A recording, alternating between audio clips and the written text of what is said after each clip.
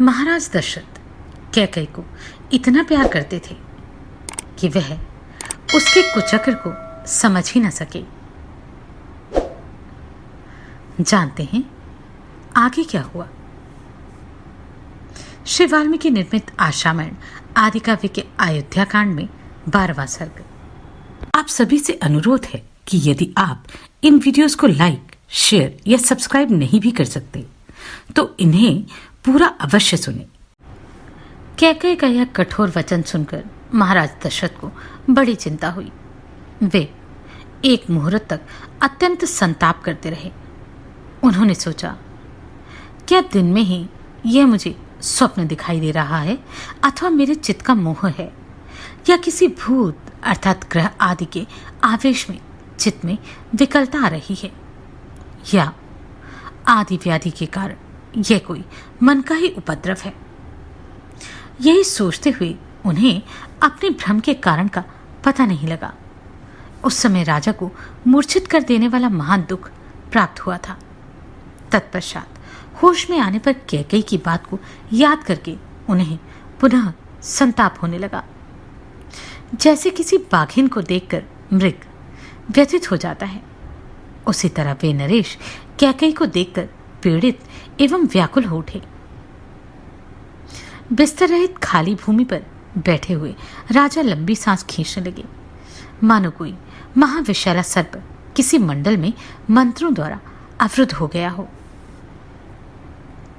राजा दशरथ रोष में भरकर अहो धिक्कार है, यह कहकर पुनः मूर्छित हो गए। शोक के कारण उनकी चेतना लुप्त सी हो गई।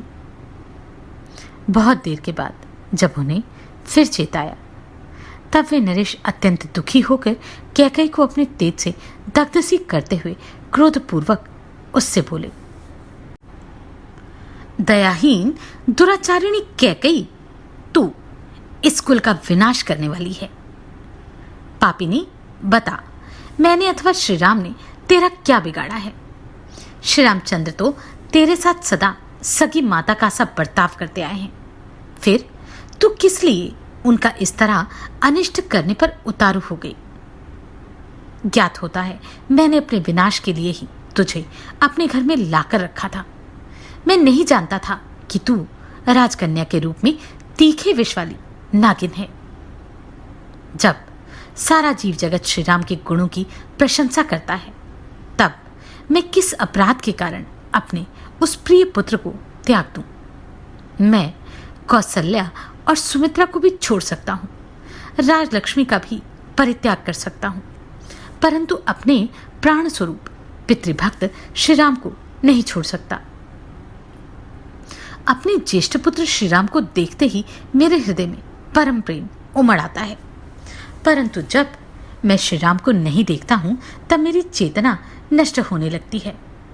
संभव है सूर्य के बिना यह संसार टिक सके अथवा पानी के बिना खेती उपज सके, परंतु श्री राम के बिना मेरे शरीर में प्राण नहीं रह सकते। अतः ऐसा वर मांगने से कोई लाभ नहीं। पापपूर्ण निश्चय वाली कैकई, तू इस निश्चय अथवा दुराग्रह को त्याग दे। यह लो, मैं तेरे पैरों पर अपना मस्तक रखता हूं, मुझ पर प्रसन्न हो जा। पापिनी, तूने ऐसी परम क्रूरतापूर्ण बात किस लिए सोची है? यदि ये जानना चाहती है कि भरत मुझे प्रिय है या अप्रिय, तो रघुनंदन भरत के संबंध में तू पहले जो कुछ कह चुकी है वह पूर्ण हो, अर्थात तेरे प्रथम वर के अनुसार मैं भरत का राज्याभिषेक स्वीकार करता हूं।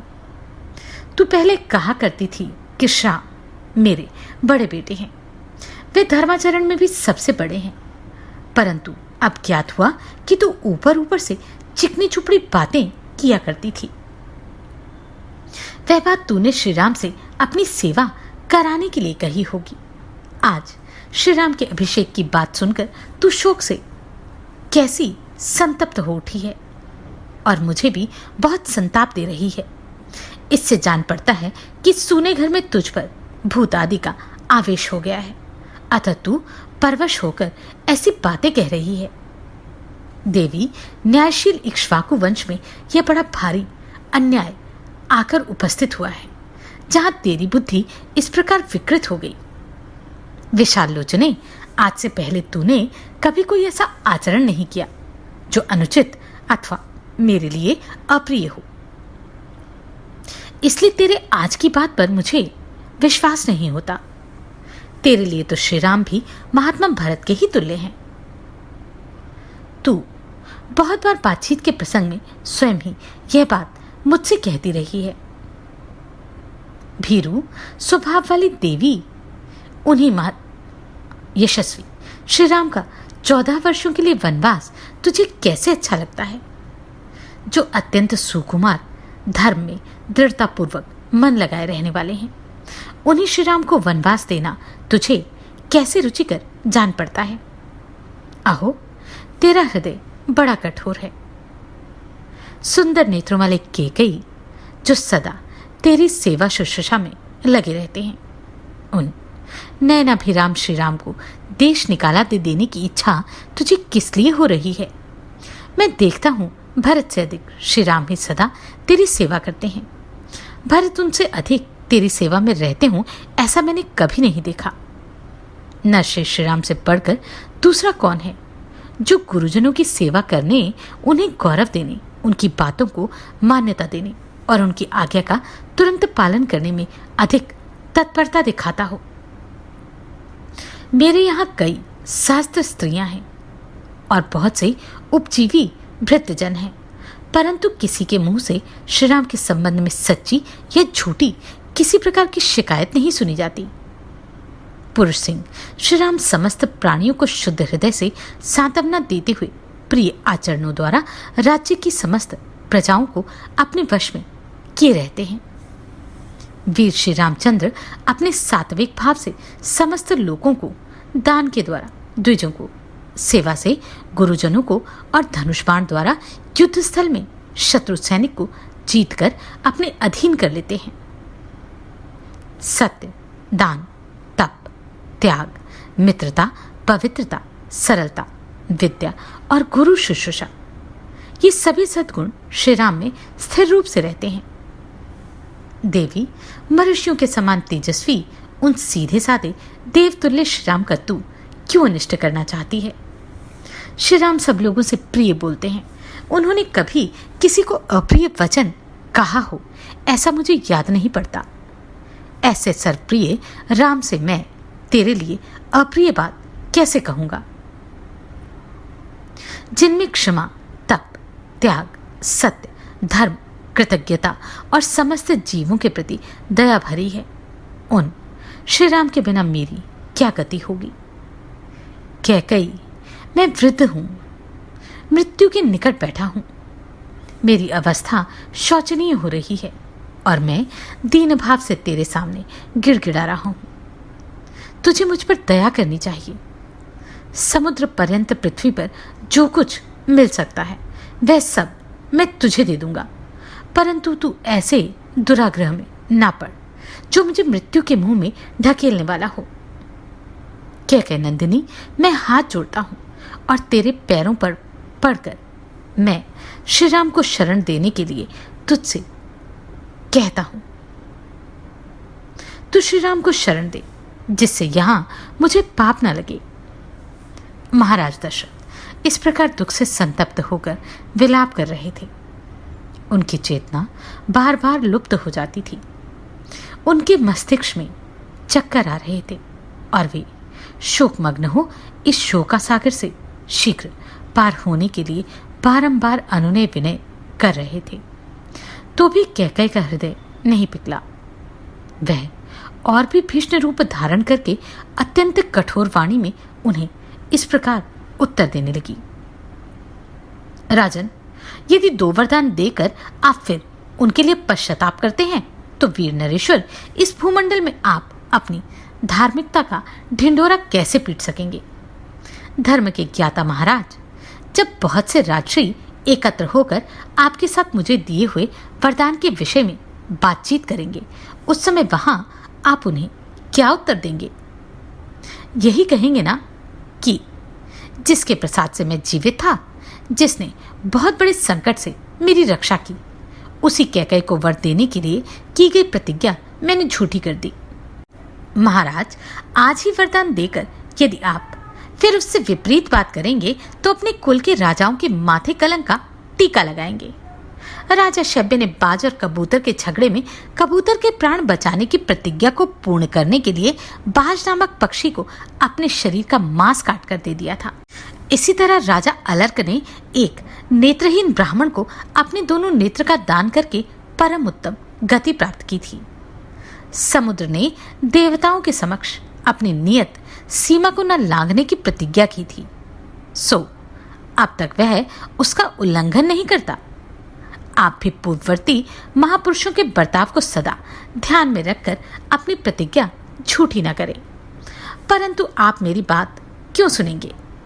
दुर्बुद्धि नरेश, आप तो धर्म को तिलांजलि देकर श्री राम को राज्य पर अभिषिक्त करके रानी कौशल्या के साथ सदा मौज उड़ाना चाहते हैं। अब धर्म हो या अधर्म, झूठ हो या सच, जिस बात के लिए आपने मुझसे प्रतिज्ञा कर ली उसमें कोई परिवर्तन नहीं हो सकता। यदि श्री राम का राज्याभिषेक होगा तो मैं आपके सामने आपके देखते देखते आज ही बहुत सा विष पीकर मर जाऊंगी।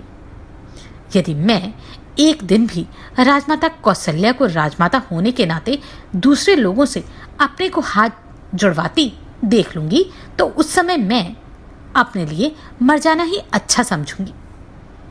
नरेश्वर, मैं आपके सामने अपनी और भरत की शपथ खाकर कहती हूँ कि श्री राम को इस देश से निकाल देने के सिवा दूसरे किसी वर से मुझे संतोष नहीं होगा। इतना कहकर कैकेयी चुप हो गई। राजा बहुत रोए, गिड़गिड़ाए, किंतु उसने उनकी किसी बात का जवाब नहीं दिया। श्री राम का वनवास हो और भरत का राज्याभिषेक। कैकेयी के मुख से यह परम अमंगलकारी वचन सुनकर राजा की सारी इंद्रियां व्याकुल हो उठी। वे एक मुहूर्त तक कैकेयी से कुछ न बोले। उस अप्रिय वचन बोलने वाली प्यारी रानी की ओर केवल एक टक दृष्टि से देखते रहे। मन को अप्रिय लगने वाली कैकेयी की वह वज्र के समान कठोर तथा दुख शोकमयी वाणी सुनकर राजा को बड़ा दुख हुआ। उनकी सुख शांति छिन गई। देवी कैकेयी के उस घोर निश्चय और किए हुए शपथ की ओर ध्यान जाते ही वे हा राम कहकर लंबी सांस खींचते हुए कटे वृक्ष की भांति गिर पड़े। उनकी चेतना लुप्त सी हो गई। वे उन्मादग्रस्त से प्रतीत होने लगे। उनकी प्रकृति विपरीत सी हो गई। वे रोगी से जान पड़ते थे।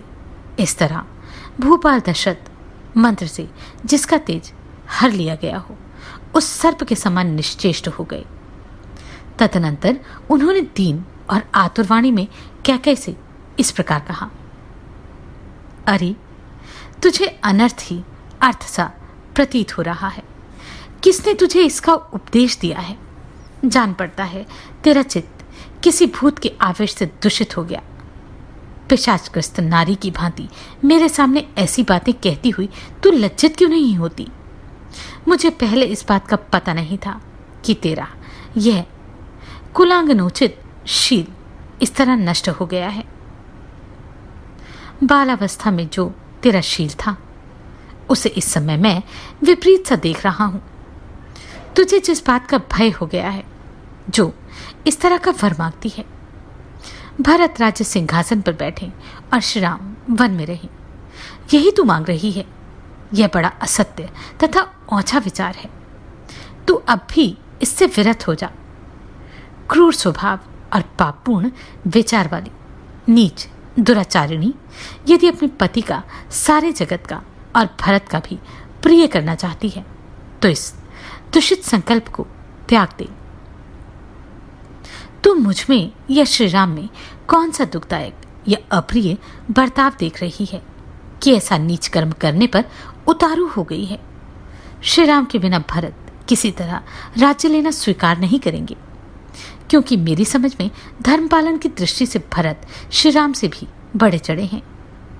श्री राम से यह कह देने पर कि तुम वन को जाओ, जब उनके मुख की कांति राहुग्रस्त चंद्रमा की भांति फीकी पड़ जाएगी उस समय मैं कैसे उनके उस उदास मुख की ओर देख पाऊंगा। मैंने श्री राम के अभिषेक का निश्चय सुहृदों के साथ विचार करके किया है। मेरी यह बुद्धि शुभ कर्म में प्रवृत्त हुई है। अब मैं इसे शत्रुओं द्वारा पराजित हुई सेना की भांति पलटी हुई कैसे देखूंगा। नाना दिशाओं से आए हुए राजा लोग मुझे लक्ष्य करके खेदपूर्वक कहेंगे कि इस मूढ़ इक्ष्वाकु वंशी राजा ने कैसे दीर्घकाल तक इस राज्य का पालन किया है। जब बहुत से बहुश्रुत गुणवान एवं वृद्ध पुरुष आकर मुझसे पूछेंगे कि श्री राम कहाँ गए, तब मैं उनसे कैसे यह कहूंगा कि कैकेयी के दबाव देने पर मैंने अपने बेटे को घर से निकाल दिया। यदि कहूं कि श्री राम को वनवास देकर मैंने सत्य का पालन किया, तो इसके पहले तो उन्हें राज्य देने की बात कह चुका हूं, वह असत्य हो जाएगी। यदि राम वन को चले गए तो कौशल्या मुझे क्या कहेगी? उसका ऐसा महान अपकार करके मैं उसे क्या उत्तर दूंगा?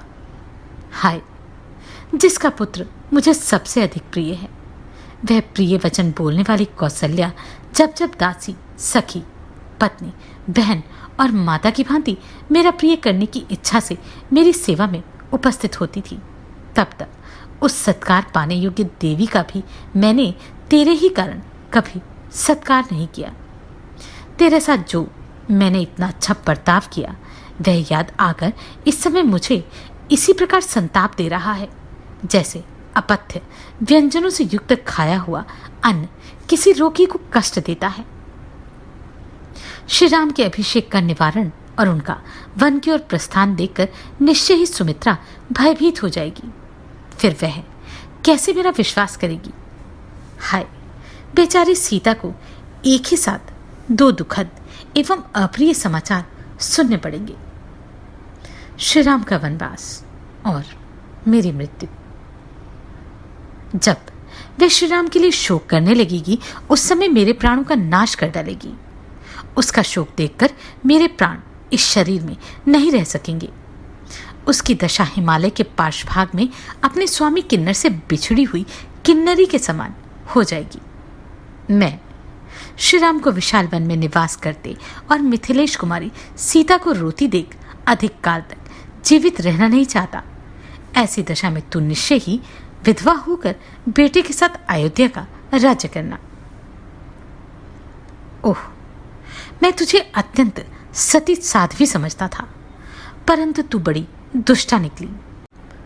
ठीक उसी तरह जैसे कोई मनुष्य देखने में सुंदर मदिरा को पीकर पीछे उसके द्वारा किए गए विकार से यह समझ पाता है कि इसमें विष मिला हुआ था। अब तक जो तू सांत्वनापूर्ण मीठे वचन बोलकर मुझे आश्वासन देती हुई बातें किया करती थी, वे तेरी कही हुई सारी बातें झूठी थी। जैसे व्याध हरिण को मधुर संगीत से आकृष्ट करके उसे मार डालता है, उसी प्रकार तू भी पहले मुझे लुभाकर अब मेरे प्राण ले रही है। श्रेष्ठ पुरुष निश्चय ही मुझे नीच और एक नारी के मुंह में पड़कर बेटे को बेच देने वाला कहकर मदिरा पान करने वाले ब्राह्मण की भांति मेरी राह बाट और गली कूचों में निंदा करेंगे। ओह, कितना दुख है, कितना कष्ट है, जहां मुझे तेरी ये बातें सहन करनी पड़ती हैं। मानो ये मेरे पूर्वजन्म के किए हुए पाप का ही अशुभ फल है, जो मुझ पर ऐसा महान दुख आ पड़ा। पापिनी, मुझ पापी से बहुत दिनों से तेरी रक्षा की और अज्ञानवश तुझे गले लगाया, किंतु तू आज मेरे गले में पड़ी हुई फांसी की रस्सी बन गई। जैसे बालक एकांत में खेलता खेलता काले नाग को हाथ में पकड़ ले, उसी प्रकार मैंने एकांत में तेरे साथ क्रीड़ा करते हुए तेरा आलिंगन किया था, परंतु उस समय मुझे यह ना सूझा कि तू ही एक दिन मेरी मृत्यु का कारण बनेगी। हाय, मुझ दुरात्मा ने जीते जी ही अपने महात्मा पुत्र को पितृहीन बना दिया।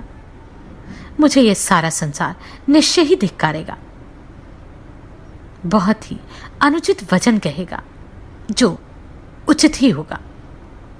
लोग मेरी निंदा करते हुए कहेंगे कि राजा दशरथ बड़ा ही मूर्ख और कामी है, जो एक स्त्री को संतुष्ट करने के लिए अपने प्यारे पुत्र को वन में भेज रहा है।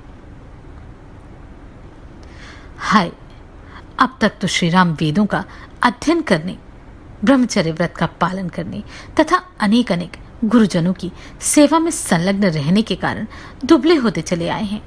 अब जब उनके लिए सुखभोग का समय आया तब वे वन में जाकर महान कष्ट भोगेंगे। अपने पुत्र श्री राम से यदि मैं कह दूं कि तू वन को चले जाओ तो वे तुरंत बहुत अच्छा कहकर मेरी आज्ञा को स्वीकार कर लेंगे। मेरे पुत्र राम दूसरी कोई बात कहकर मुझे प्रतिकूल उत्तर नहीं दे सकते। यदि मेरे वन जाने की आज्ञा दे देने पर श्री रामचंद्र जी उसके विपरीत करते, मन में नहीं जाते हैं, तो वही मेरे लिए प्रिय कार्य होगा, किंतु मेरा पुत्र ऐसा नहीं कर सकता। यदि रघुनंदन राम वन को चले गए तो सब लोगों के धिक्कार पात्र बने हुए मुझ अक्षम्य अपराधी को मृत्यु अवश्य यमलोक में पहुंचा देगी। यदि नरसिंह श्री राम के वन में चले जाने पर मेरी मृत्यु हो गई तो शेष जो मेरे प्रियजन कौशल्या आदि यहां रहेंगे उन पर तू कौन सा अत्याचार करेगी। देवी कौशल्या को यदि मुझसे, श्री राम से तथा शेष दोनों पुत्र लक्ष्मण और शत्रुघ्न से बिछोह हो जाएगा तो वह इतने बड़े दुख को सहन नहीं कर सकेगी। अतः मेरे ही पीछे वह भी परलोक सिधार जाएगी। सुमित्रा का भी यही हाल होगा। कैकेयी इस प्रकार कौशल्या को, सुमित्रा को और तीनों पुत्रों के साथ मुझे भी नरक तुल्य महान शोक में डालकर तू स्वयं सुखी होना। अनेक अनेक गुणों से सत्कृत, शाश्वत और क्षोभ रहित यह इक्ष्वाकु कुल जब मुझसे और श्री राम से परित्यक्त होकर शोक से व्याकुल हो जाएगा तब उस अवस्था में तू इसका पालन करेगी। यदि भरत को भी श्री राम का वह वन में भेजा जाना प्रिय लगता हो तो मेरी मृत्यु के बाद वह मेरे शरीर का दाह संस्कार न करे। पुरुष शिरोमणि श्री राम के वनगमन के पश्चात मेरी मृत्यु हो जाने पर अब विधवा होकर तू बेटे के साथ अयोध्या का राज्य करेगी। राजकुमारी, तू मेरे दुर्भाग्य से मेरे घर में आकर बस गई। तेरे कारण संसार में पापाचारी की भांति मुझे निश्चय ही अनुपम अपयश, तिरस्कार और समस्त प्राणियों से अवहेलना प्राप्त होगी। मेरे पुत्र सामर्थ्यशाली राम बारंबार रथों, हाथियों और घोड़ों से यात्रा किया करते थे। वे ही अब उस विशाल वन में पैदल कैसे चलेंगे। भोजन के समय जिनके लिए कुंडलधारी रसोइये प्रसन्न होकर पहले मैं बनाऊंगा ऐसा कहते हुए खाने पीने की वस्तुएं तैयार करते थे, वे ही मेरे पुत्र रामचंद्र वन में कसैले, तिक्त और कड़वे फलों का आहार करते हुए किस प्रकार निर्वाह करेंगे। जो सदा बहुमूल्य वस्त्र पहना करते थे और जिनका चिरकाल से सुख में ही समय बीता है, वे ही श्री राम वन में गेरुए वस्त्र पहनकर कैसे रह सकेंगे। श्री राम का वनगमन और भरत का अभिषेक। ऐसा कठोर वाक्य तूने किसकी प्रेरणा से अपने मुंह से निकाला है। स्त्रियों को धिक्कार है क्योंकि वे शक्त और स्वार्थ परायण होती हैं, परंतु मैं सारी स्त्रियों के लिए ऐसा नहीं कह सकता। केवल भरत की माता की ही निंदा करता हूं। अनर्थ में ही अर्थबुद्धि रखने वाली क्रूर कैकेयी, तू मुझे संताप देने के लिए ही इस घर में बसाई गई है। अरे, मेरे कारण तू अपना कौन सा अप्रिय होता देख रही है, अथवा सबका निरंतर हित करने वाले श्री राम में ही तुझे कौन सा बुराई दिखाई देती है। श्री राम को संकट के समुद्र में डूबा हुआ देखकर तो पिता अपने पुत्रों को त्याग देंगे, अनुरागिणी स्त्रियां भी अपने पतियों को त्याग देंगी। इस प्रकार यह सारा जगत ही कुपित विपरीत व्यवहार करने वाला हो जाएगा। देव कुमार के समान कमनीय रूप वाले अपने पुत्र श्री राम को जब वस्त्र और आभूषणों से विभूषित होकर सामने आते देखता हूं तो नेत्रों से उनकी शोभा निहार कर निहाल हो जाता हूं। उन्हें देखकर ऐसा जान पड़ता है मानो मैं फिर से युवक हो गया। कदाचित सूर्य के बिना भी संसार का काम चल जाए। वज्रधारी इंद्र के वर्षा न करने पर भी प्राणियों का जीवन सुरक्षित रह जाए। परंतु राम को यहां से वन की ओर जाते देखकर कोई भी जीवित नहीं रह सकता, मेरी ऐसी धारणा है। अरे, तू मेरा विनाश करने चाहने वाली है, अहित करने वाली और शत्रु रूपी है, जैसे कोई अपनी ही मृत्यु के घर में स्थान दे दे। उसी प्रकार मैंने तुझे घर में बसा लिया। खेद की बात है कि मैंने मोहवश तुझ महाविशैली नागिन को चिरकाल से अपने अंग में धारण कर रखा है, इसलिए आज मैं मारा गया। मुझसे श्री राम और लक्ष्मण से हीन होकर भरत समस्त बांधवों का विनाश करके तेरे साथ इस नगर तथा राष्ट्र का शासन करे, तथा तू मेरे शत्रुओं का हर्ष बढ़ाने वाली हो।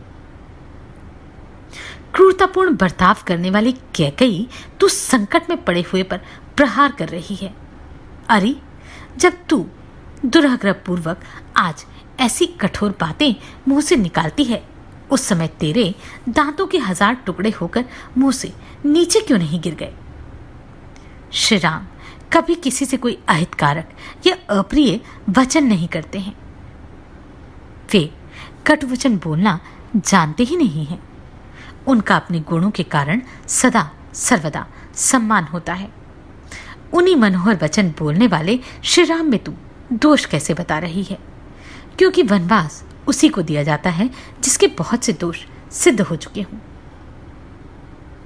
ओ कैकेयी के कुल की जीती जागती कलंक, तू चाहे ग्लानि में डूब जा अथवा आग में जलकर राख हो जा, या विष खाकर प्राण दे दे, अथवा पृथ्वी में हजारों दरारें बनाकर उसी में समा जा, परंतु मेरा अहित करने वाली तेरी यह अत्यंत कठोर बात मैं कदापि नहीं मानूंगा।